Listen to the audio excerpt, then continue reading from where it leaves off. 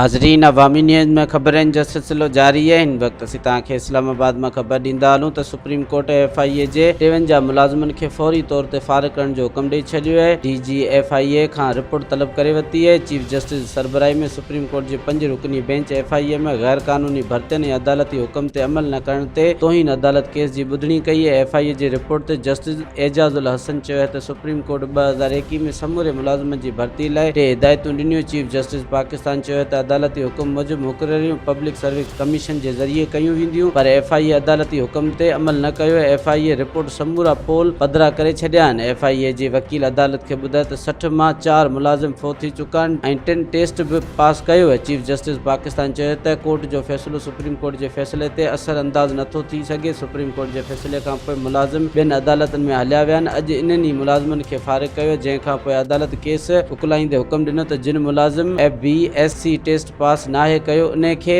फौरी तौर ते नौकरी मां हटायो वञे। DG FIA 15 ॾींहं में अमल करण जी रिपोर्ट सुप्रीम कोर्ट में जमा कराए छॾी है। मज़ीद खबरों और तफसीलात के लिए विजिट करें हमारी वेबसाइट www.awamiNewsHD.com।